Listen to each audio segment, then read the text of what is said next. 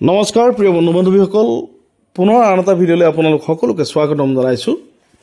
আজি দৈনিক ৰাশিফলসমূহ লৈ আপোনালোকৰ মাজত উপস্থিত হৈছোঁ। আজি ভাস্কৰাব্দ 1432, শকাব্দ 1947, খ্ৰীষ্টাব্দ 2025 চনৰ বহাগ মাহৰ 4 তাৰিখ শুক্ৰবাৰ, ইংৰাজী 18 এপ্ৰিল। আজি ৰাতিপুৱা সূৰ্যোদয় হৈছিল 5:58 আৰু আবেলি সূৰ্যাস্ত হ'ব 5:42 আজিৰ তিথি হৈছে কৃষ্ণ পঞ্চমী তিথি। অৱশ্যে পঞ্চমী তিথি 1:05:28 থাকিব আৰু নক্ষত্ৰ হৈছে মূলা নক্ষত্ৰ। যোগ হৈছে পৰিঘ যোগ আৰু কৰণ হৈছে তৈতিল কৰণ। আজি নৱজাতকৰ ৰাশি হ'ব ধনু ৰাশি, ক্ষত্ৰিয় বৰ্ণ, মতান্তৰে বৈশ্য বৰ্ণ, দেৱাৰীগণ, গন্ধৰ্ব ৰস্তি, বৰুণ যোগ, অষ্টোত্তৰী শনি আৰু বিংশোত্তৰী কেতুৰ দশা। আজি আদ্যৰতি হ'লে ত্ৰিমহীয়া প্ৰতিহীনা যোগ, মৰণত দোষ নাই, যোগিনী দক্ষিণত।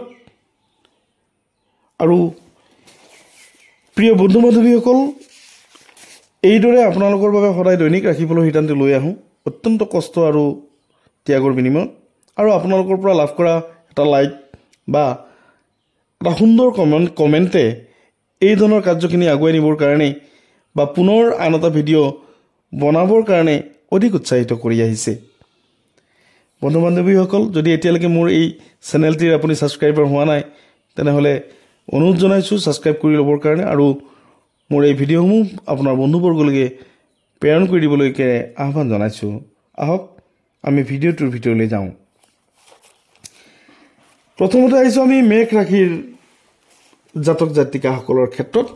আজি মেঘ ৰাশিৰ জাতক জাতিকাসকলৰ ক্ষেত্ৰত অত্যন্ত সুন্দৰ বুলি বিবেচনা হৈছে। যিসকল লোকে সামাজিক কাম বা ৰাজনৈতিক দিশত জড়িত সেইসকলে আজি উচ্চ প্ৰশংসিত হ'ব, তেওঁলোকৰ আৰ্থিক আগমন হ'ব। অৱশ্যে আজিৰ দিনটোত তেওঁলোকৰ যিটো মুড বা খংৰাগৰ যিটো পৰিমাণ বা নেতৃত্বৰ যি দক্ষতা, এই ক্ষেত্ৰত কিছু খেলিমেলি হোৱা দেখা যাব।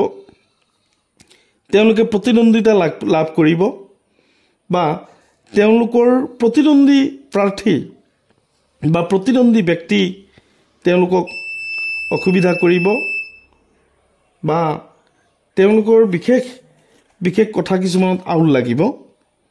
সকলোৰে প্ৰতি বিশ্বাস আৰু শ্ৰদ্ধা তেওঁলোকে আয়ত্ত কৰিব পাৰিলে আজিৰ দিনটো অত্যন্ত সুন্দৰ বুলি বিবেচিত হৈছে। শিক্ষাৰ্থীসকলৰ ক্ষেত্ৰত অত্যন্ত সুন্দৰ, পাৰিবাৰিক অত্যন্ত সুন্দৰ। আমি আহিছোঁ বৃষ ৰাশিৰ জাতক জাতিকাসকলৰ ক্ষেত্ৰত। বৃষ ৰাশিৰ জাতক জাতিকাসকলৰ ক্ষেত্ৰত আজিৰ দিনটো অত্যন্ত সুন্দৰ আৰু বিশেষকৈ খেতি বাতিৰ লগত জড়িত ক্ষুদ্ৰ উদ্যোগীসকল, সাধাৰণ ব্যৱসায়ীসকল, তেওঁলোকৰ সুনাম যশস্যা বৃদ্ধি তথা অত্যাধিক লাভান্বিত হোৱাৰ যোগ। আৰ্থিক দিশত তেওঁলোকৰ অত্যন্ত। অৱশ্যে পাৰিবাৰিক ক্ষেত্ৰত সতি সন্তানৰ অপযোগ বা সতি সন্তানৰ অসাফল্যৰ কাৰণে মানসিক অসুবিধা পাব, মানসিক কষ্ট লাভ কৰিব, ঘৰুৱা বিবাদ পাব। শিক্ষাৰ্থীসকলৰ কাৰণে অত্যন্ত সুন্দৰ। আমি আহিছোঁ মিথুন ৰাশিৰ জাতক জাতিকাসকলৰ ক্ষেত্ৰত। মিথুন ৰাশিৰ জাতক জাতিকাসকলৰ ক্ষেত্ৰত আজিৰ দিনটো অত্যন্ত সুন্দৰ। তেওঁলোকে উত্তম খাদ্য, উত্তম বস্ত্ৰ লাভ কৰিব, আদৰ সন্মান লাভ কৰিব, পৰিয়ালৰ বা আত্মীয় স্বজনৰ বা বন্ধু বান্ধৱৰ সমৰ্থন লাভ কৰিব, তেওঁলোকে ছাপোৰ্ট লাভ কৰিব, আৰ্থিক দিশত সহায় পাব। অৱশ্যে কিছু ক্ষেত্ৰত কৰ্মত জটিলতা লাভ কৰিব মিথুন ৰাশিৰ জাতক জাতিকাসকলে। আমি আহিছোঁ কৰ্কট ৰাশিৰ জাতক জাতিকাসকলৰ ক্ষেত্ৰত। কৰ্কট ৰাশিৰ জাতক জাতিকাসকলৰ ক্ষেত্ৰত আজিৰ দিনটো অত্যন্ত সুন্দৰ বুলি বিবেচিত হৈছে আৰু বিশেষকৈ তেওঁলোকে উত্তম খাদ্য, উত্তম ভোজনৰ উপৰি উত্তম বস্ত্ৰ লাভ কৰাৰ উপৰিও তেওঁলোকে ৰাজহুৱা বা সামাজিক দিশত থকা সামাজিক পদবীসমূহ লাভ কৰিব, উত্তম পদবী লাভ কৰিব, তেওঁলোকে সা সন্মান লাভ কৰিব। অৱশ্যে পাৰিবাৰিক জটিলতা বৃদ্ধি পাব আৰু অত্যন্ত খৰচান্ত হ'ব পাৰে। সিংহ ৰাশিৰ জাতক জাতিকাসকলৰ ক্ষেত্ৰত আজিৰ দিনটো কিছু মিশ্ৰিত ফলাফলেৰে আগবাঢ়িব। বিশেষকৈ তেওঁলোকৰ কৰ্মৰ পৰিৱৰ্তন যোগ দেখা যায় বা কৰ্মস্থানত তেওঁলোকে অপদস্থ হোৱাৰ যোগ দেখা যায়। তেওঁলোকে অসন্মানিত বা তেওঁলোকৰ কৰ্ম কথা ইত্যাদিবিলাকৰ প্ৰতি লক্ষ্য ৰাখি তেওঁলোকে অপযশ বা দুৰ্নাম ইত্যাদিবিলাক লাভ কৰিব, কৰ্মত জটিলতা পাব, শিক্ষাৰ্থীৰ ক্ষেত্ৰত আলস্য ভাৱ আহিব পাৰে। কন্যা ৰাশিৰ জাতক জাতিকাসকলৰ ক্ষেত্ৰত অত্যন্ত সুন্দৰ বুলি বিবেচিত হৈছে।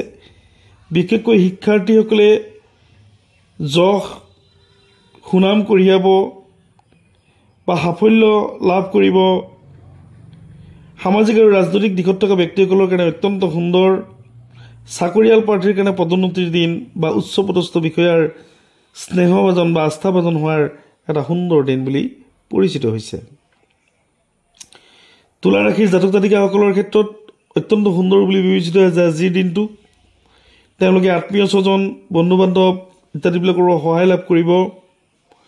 কৰ্মত যদিও জটিলতা লাভ কৰিব, তথাপিতো এই আত্মীয় স্বজন বা বন্ধু বান্ধৱৰ সহায়ে তেওঁলোকক সমাদৃত কৰিব।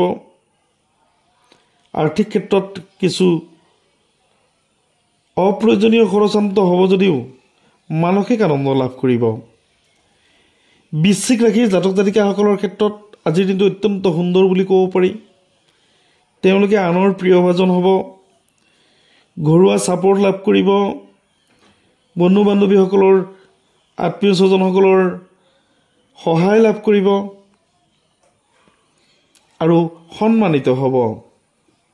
আৰ্থিক দিশত অত্যন্ত সুন্দৰ। অৱশ্যে ব্যৱসায়ীসকলৰ ক্ষেত্ৰত আজিৰ দিনটো অত্যন্ত সুন্দৰ। তেওঁলোকে অত্যাধিক লাভান্বিত হোৱাৰ সুন্দৰ সুযোগ। তেওঁলোকে ব্যৱসায়ৰ পৰিকল্পনা বা ব্যৱসায় এক্সপাণ্ড কৰাৰ আজিৰ দিনটো অত্যন্ত সুন্দৰ। আমি আহিছোঁ ধনু ৰাশিৰ জাতক জাতিকাসকলৰ ক্ষেত্ৰত। ধনু ৰাশিৰ জাতক জাতিকাসকলৰ ক্ষেত্ৰত আজিৰ দিনটো অত্যন্ত সুন্দৰ। তেওঁলোকে আনৰ উপকাৰ বা আনৰ সহায় কৰিবলৈ আজি সুবিধা পাব। তেওঁলোকে সামাজিক সেৱা বা আনৰ উপকাৰ কৰাৰ সুবিধা লাভ কৰিব। বিদ্যাৰ্থীসকলৰ কাৰণে অত্যন্ত সুন্দৰ আৰ্থিকভাৱে সচ্ছলতাৰ দিন। ব্যৱসায়ীসকলে নতুন ব্যৱসায় আৰম্ভ কৰিব পাৰিব বা ব্যৱসায়ীসকলে নতুন ব্যৱসায়ৰ সন্ধান লাভ কৰিব। মকৰ ৰাশিৰ জাতক জাতিকাসকলৰ ক্ষেত্ৰত আজিৰ দিনটো কিছু মিশ্ৰিত ফলাফল লাভ কৰিব। বিশেষকৈ তেওঁলোকৰ ধাৰ দুপাৰ হ'ব পাৰে। ধনৰ অভাৱত তেওঁলোকে মানসিক অশান্তি লাভ কৰিব বা পুৰণি পাবলগীয়া ধনৰ ক্ষেত্ৰত চিন্তিত হৈ পৰিব। ব্যৱসায়ীসকলৰ ক্ষেত্ৰত বিশেষকৈ মূলধনক লৈ চিন্তিত হ'ব। আমি আহিছোঁ কুম্ভ ৰাশিৰ জাতক জাতিকাসকলৰ ক্ষেত্ৰত। কুম্ভ ৰাশিৰ জাতক জাতিকাসকলৰ ক্ষেত্ৰত অত্যন্ত সুন্দৰ। সাহিত্যিক, সামাজিক কৰ্মী, সংবাদকৰ্মী এইসকল লোকৰ সুপ্ৰশংসিত হ'ব। যশস্যা মান সন্মান ইত্যাদি বাঢ়িব। তেওঁলোকে সামাজিক স্বীকৃতি লাভ কৰিব, কৰ্মৰ বা পৰিশ্ৰমৰ মৰ্যাদা লাভ কৰিব। আৰ্থিক দিশত অত্যন্ত সুন্দৰ। ছাত্ৰ ছাত্ৰীসকলৰ কাৰণে অত্যন্ত সুন্দৰ। আমি একেবাৰে শেষত আহিছোঁ মীন ৰাশিৰ জাতক জাতিকাসকলৰ ক্ষেত্ৰত। মীন ৰাশিৰ জাতক জাতিকাসকলৰ ক্ষেত্ৰত আজিৰ দিনটো অত্যন্ত সুন্দৰ। তেওঁলোকে সুনাম বৃদ্ধি লাভ কৰিব, তেওঁলোকৰ যশস্যা বিয়পিব। চাকৰিয়াল প্ৰাৰ্থীৰ কাৰণে অত্যন্ত সুন্দৰ। চাকৰি প্ৰাৰ্থীসকলে তেওঁলোকে চাকৰিৰ কাৰণে উপযুক্ত ব্যৱস্থা গ্ৰহণ কৰিব পাৰিব বা চাকৰি লাভৰ আশা তেওঁলোকে দেখিবলৈ পাব। ব্যৱসায়ীসকলৰ কাৰণে অত্যন্ত সুন্দৰ। তেওঁলোকে নতুন ব্যৱসায়, নতুন পৰিকল্পনাৰে ব্যৱসায় এক্সপাণ্ড কৰিবলৈ সুবিধা পাব আজিৰ এই দিনটোত। ছাত্ৰ ছাত্ৰীসকলৰ কাৰণে অত্যন্ত সুন্দৰ। প্ৰিয় বন্ধু বান্ধৱীসকল, আপোনালোকৰ মাজলৈ আজিৰ দিনটোৰ দৈনিক ৰাশিফলসমূহ লৈ আহিছিলোঁ। যদি ভিডিঅ'টি ভাল পায় তেনেহ'লে এটা লাইক কৰিবলৈ নাপাহৰিব আৰু শ্ৰদ্ধা সহকাৰে ভক্তি সহকাৰে কমেণ্ট বক্সত গৈ ওম নমঃ শিৱায় বুলি লিখিব। আপোনালোকৰ মনোবাঞ্ছা সিদ্ধ হ'ব। ধন্যবাদ।